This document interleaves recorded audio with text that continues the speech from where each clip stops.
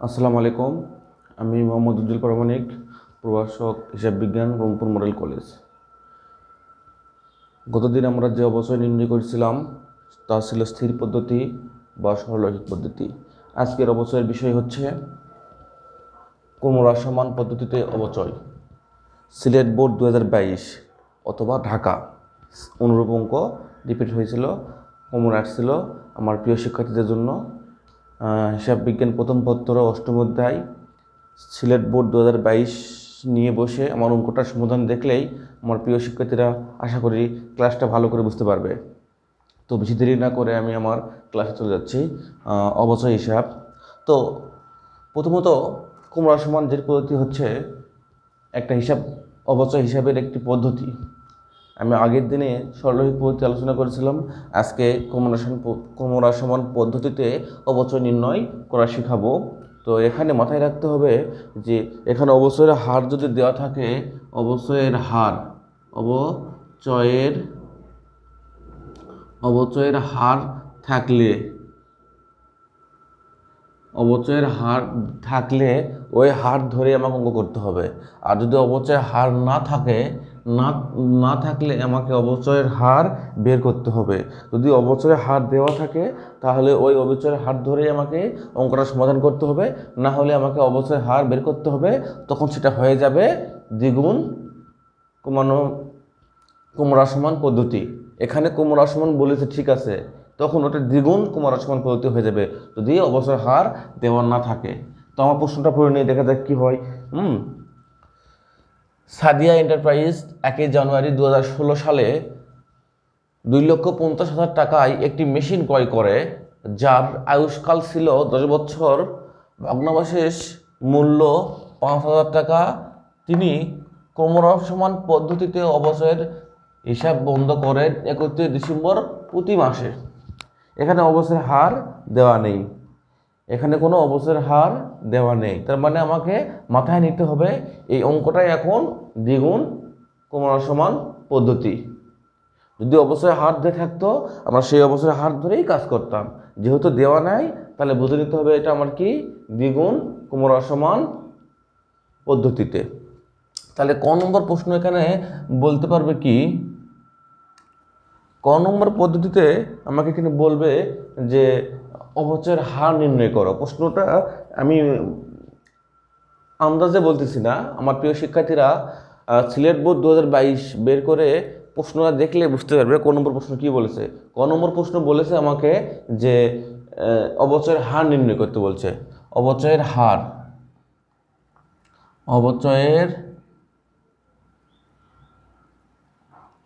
নির্ণয় করতে বলছে, অবচয়ের হার নির্ণয়। তো এখানে আমাকে মাথায় নিতে হবে অবচয়ের হার নির্ণয় করতে হবে। তা আমরা আগেই শিখেছি অবচয়ের হার নির্ণয়ের সূত্র কি। অবচয়ের হার নির্ণয়ের সূত্র হচ্ছে অবচয়ের হার সমান সমান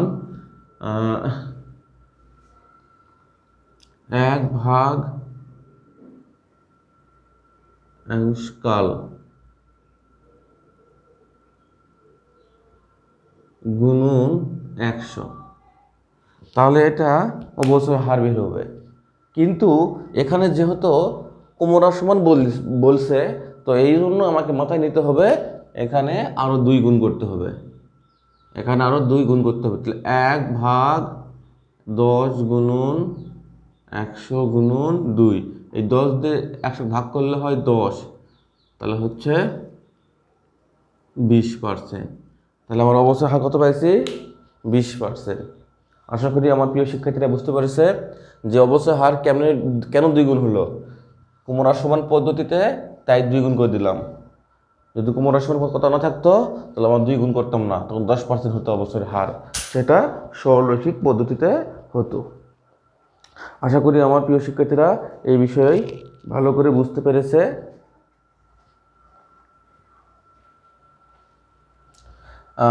এখন আমরা যেটা শিখব খ নম্বর প্রশ্ন হচ্ছে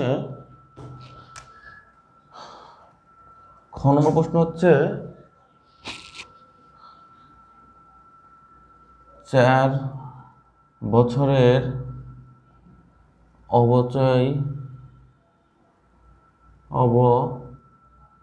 অবচয়ের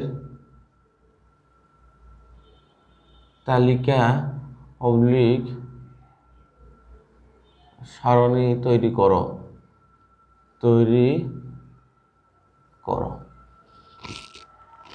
খ নম্বর প্রশ্ন বলছে কি, আমাকে 4 বছরের অবচয়ের সারণী তৈরি করো। এটা আমাকে খুব মনোযোগ সহকারে শিখতে হবে, কারণ এখানে অনেক কিছু লুকিয়ে আছে। এখানে আমার কি আছে, অনেক কিছু লুকিয়ে আছে। তো আমরা অবশ্যই সারণী তৈরি করব, যে ক্ষেত্রে সেটা হচ্ছে এই যে কুমোরাসন পদ্ধতিতে অবচয় কখনো এক থাকে না। সরলরৈখিক পদ্ধতিতে আমরা যে শিখেছি যে অবচয় সবসময় কি থাকে, এক থাকে, কিন্তু ক্রমহ্রাসমান পদ্ধতিতে অবচয় কখনো এক থাকে না, বছর বছর ক্রমান্বয়ে কমতে থাকে। তো এই জন্য এর নাম হচ্ছে ক্রমহ্রাসমান। ক্রমান্বয়ে হ্রাস পাবে। তো আমরা এই অবচয়ের তালিকা দেখব। এই অবচয়ের তালিকা মোস্ট ইম্পর্টেন্ট। এটা গুরুত্ব সহকারে দেখলে একটা অঙ্ক করলে এরকম 1000টা অঙ্ক করা যায়, একটা অঙ্ক করলে 1000টা অঙ্ক করা যায়। তো প্রিয় শিক্ষার্থী, তাহলে দেখা যাক আমরা 4 বছরের অবস্থা নির্ণয় করি। তো আমরা একটা সারণী তৈরি করতেছি।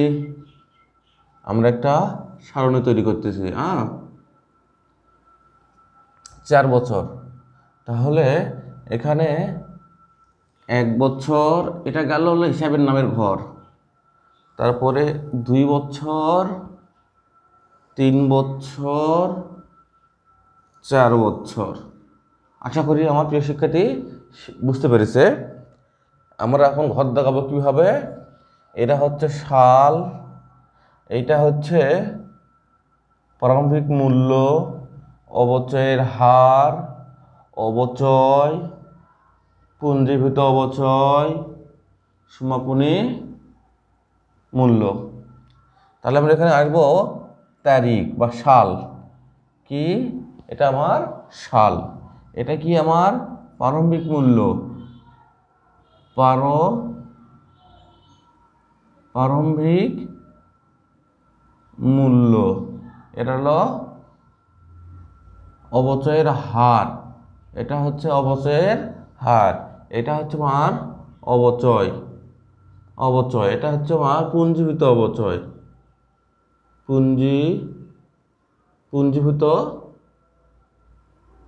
অবচয়। এটা হচ্ছে আমার সমাপনী মূল্য,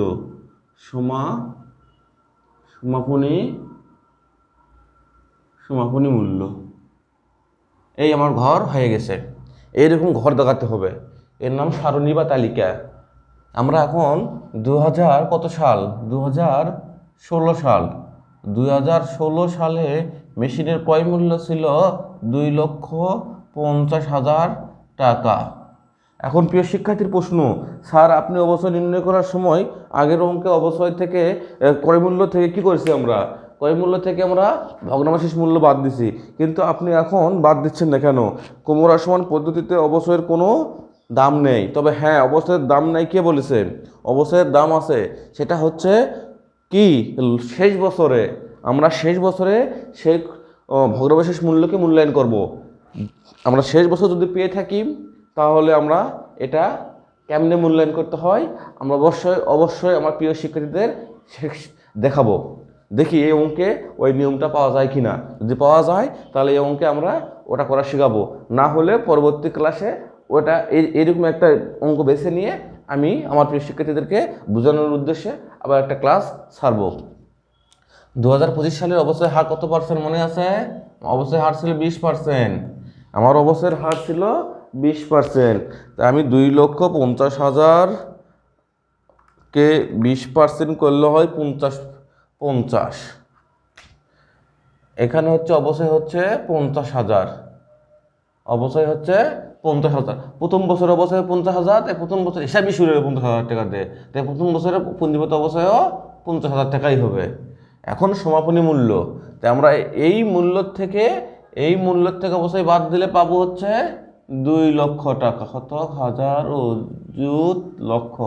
সমাপনী মূল্য 2 লক্ষ টাকা। আমারই সমাপনী মূল্য এখন 2 লক্ষ টাকা। কেমন পেলাম এটা? আমি এই অবচয় এই প্রারম্ভিক মূল্য থেকে অবচয় বাদ দিলে এটা হয়েছে।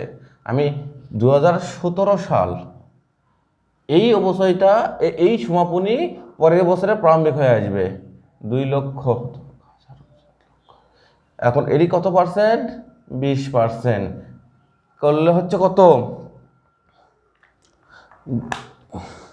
দেখি, 2 লক্ষ টাকার গুণন 20%, তাহলে হচ্ছে 40,000 টাকা। আমার অবশ্যই কত বাড়ালো পরের বছরে? পরের বছরে 40,000 টাকা। আমি এখন এই প্রারম্ভিক মূল্য থেকে এই অবশ্যই বাদ দেব। এই প্রারম্ভিক মূল্য থেকে সরি এই দুটো গুণ করলে, যোগ করলে 90। পঞ্জীভূত অবশ্যই লিখতে হবে আগে পঞ্জীভূত অবচয়। পঞ্জীভূত অবচয় মানে কি? পরে আগের অবচয় এই সালের অবচয় যোগ করলে যেটা হবে সেটা পঞ্জীভূত অবচয়। এখন সমাপনী উৎপন্ন, এই প্রারম্ভিক মূল্য থেকে এই অবচয়টা বাদ দিলে হবে 1,60,000 টাকা। এই সমাপনী আবার পরের বছর 2018 সালে 1,60,000 টাকার 20% করব।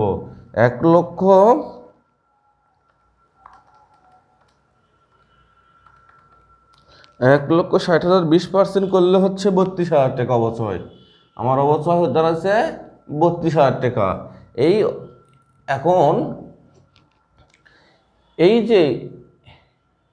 এখন যদি আমি কি করি, এই যে 90,000 টাকার খাতে 32 যোগ করি, তাহলে পুঞ্জীভূত অবচয়, তাহলে যোগ 90,000,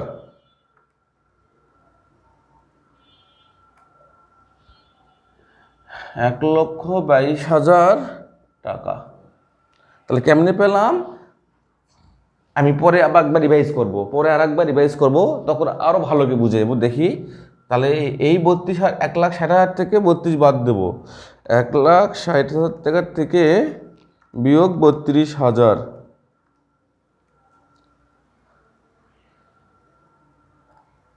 1,60,000 বিয়োগ 32,000, 1,28,000 টাকা।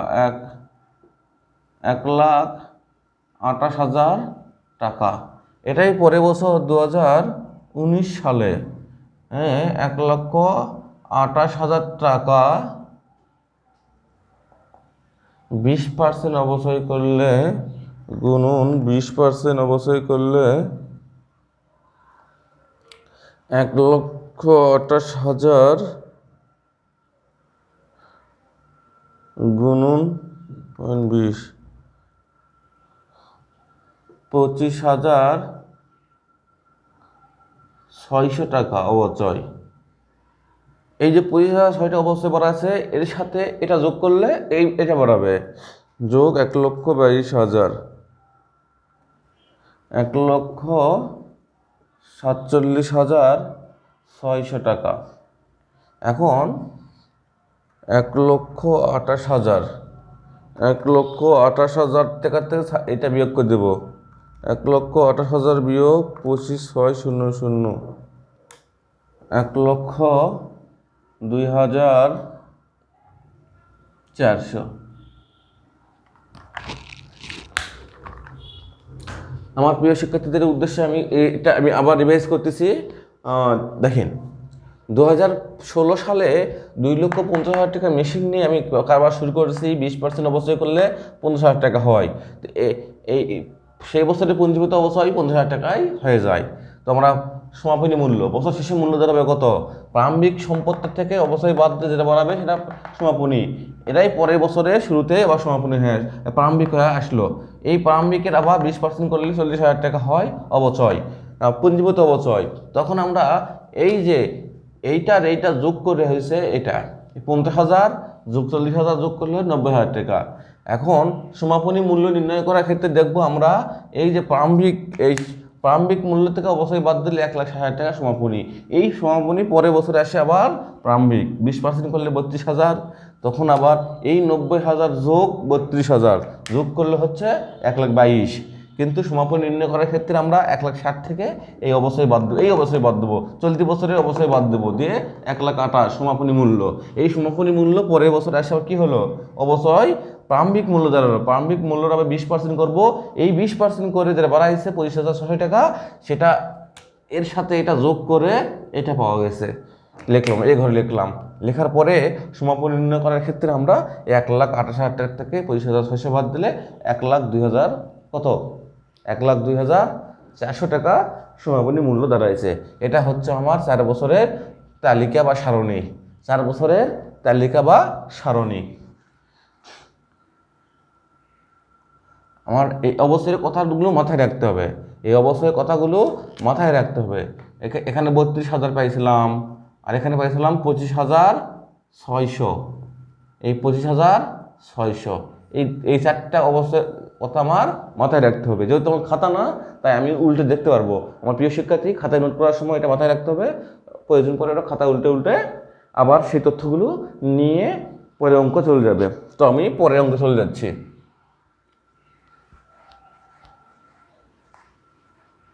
পরের অঙ্ক বলেছে ওই এক কথায়, পরের অঙ্কে বলবে জাবেদা তৈরি করো প্রথম 3 বছরের, অথবা বলবে যে মেশিন হিসাব তৈরি করো, অথবা বলবে যে পুঞ্জীভূত অবস্থা তৈরি করো, অথবা বলবে যে অবস্থা হিসাব তৈরি করো। যেহেতু এখানে জাবেদা চাই নাই, কিন্তু জাবেদা জানি, ওই যে আমরা সরলরৈখিক পদ্ধতিতে যে জাবেদা পড়ছি, সেম জাবেদা, হুবহুব সেম জাবেদা। প্রথম বছরে জাবেদা হয় 3টি, পরের বছর জাবেদা 2টি, তারপরের বছর জাবেদা 2টি, এইভাবে চলে থাকবে। যেহেতু এখানে কোনো মেশিন ক্রয় করিনি, সুতরাং আমার কোনো এক্সট্রা জাবেদা দেওয়ার প্রয়োজন নাই। তবে এখানে আমার জাবেদা চাই নাই, ডাইরেক্ট চাইছে পুঞ্জীভূত অবস্থা হিসাব তৈরি কর, খতিয়ান চাইছে। তো জাবেদা থেকে আমরা সাহায্য নিয়ে খতিয়ান তৈরি করি। যেহেতু আমরা আগের ক্লাসে জাবেদাগুলো করে করে মুখস্থ হয়ে গেছে, তাই এখানে জাবেদা করার প্রয়োজন নেই। যদি কোনো ছাত্র মনে মনে জাবেদা করতে পারে, তার জন্য খুব সহজ হয়ে যায়। আর যদি কোনো ছাত্র মনে মনে করতে না পারে, সে জাবেদা তৈরি করবে, জাবেদা করার পরে ওইটা করবে। তো আমরা মনে মনে জাবেদা তৈরি করে নিয়েছি।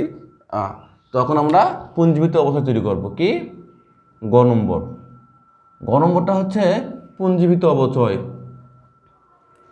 পুঞ্জীভূত অবচয় হিসাব, অবচয় হিসাব।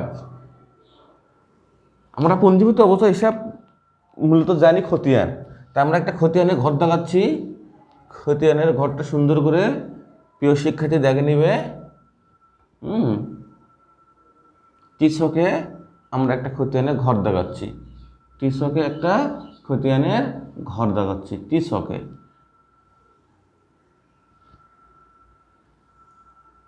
আমরা একটা টিসকে খতিয়ানের ঘর দেখাচ্ছি, প্রিয় শিক্ষার্থী আমার ঘরটা দেখে নেবে।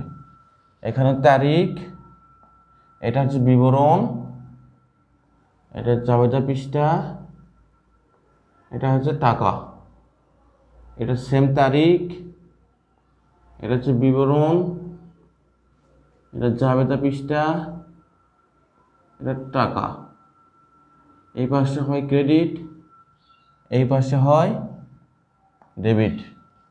তো ডেবিট ক্রেডিট উল্লেখ করতে হবে প্রিয় শিক্ষার্থী।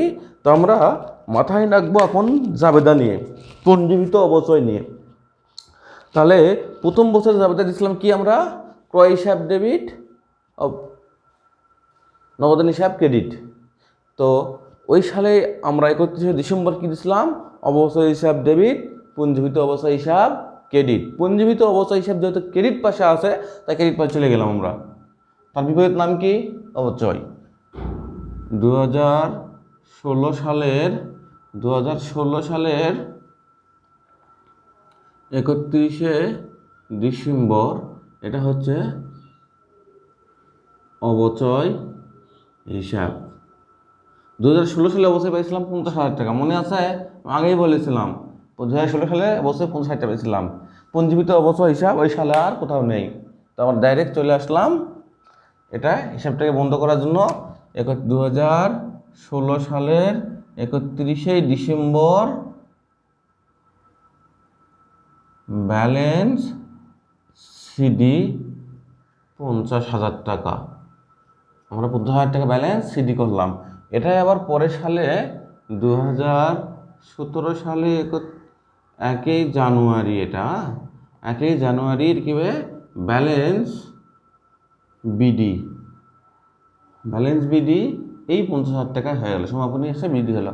আর 2017 সালের অবশ্যই হচ্ছে 31 তারিখে পঞ্জীভূত অবচয়, ওই যে অবচয় হিসাব, অবচয় হিসাব 40,000 টাকা মনে আছে, আমি কিন্তু মনে রাখছি প্রিয় শিক্ষার্থী, যোগ করলে হয় 90,000 টাকা। এটা পরের বছর ওই সালেই 2017 সালেই 31শে ডিসেম্বর কী হয়ে যাবে, ব্যালেন্স সিডি হয়ে যাবে 90,000 টাকা, হিসাব বন্ধকে দিলাম। এই যে ব্যালেন্স সিডি হয়ে গেল, এটা পরের বছর 2018 সালে 1 জানুয়ারি কি হবে, এটা আবার এই ব্যালেন্স বিডি, ব্যালেন্স বিডি কত 90,000 টাকা। 2000 এই সালে 31শে ডিসেম্বর অবশ্যই দুটা হয়, অবশ্যই হিসাব দিই, পঞ্জীভূত অবশ্যই ক্রেডিট।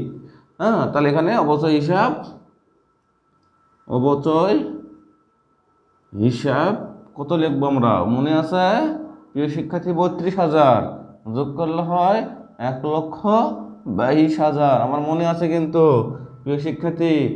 হ্যাঁ, 2018 সালে 31শে ডিসেম্বর এটা ব্যালেন্স কি হয়ে যাবে, ব্যালেন্স সিডি 1,22,000 টাকা, এটা আমরা ক্রসকে দিলাম। এটা পরের বছর কি হয়ে যাবে, 2019 সালের 1 জানুয়ারি, 1 জানুয়ারি কত বাড়াইছে, ব্যালেন্স, ব্যালেন্স বিডি, বিডি হচ্ছে 1,22,000 টাকা।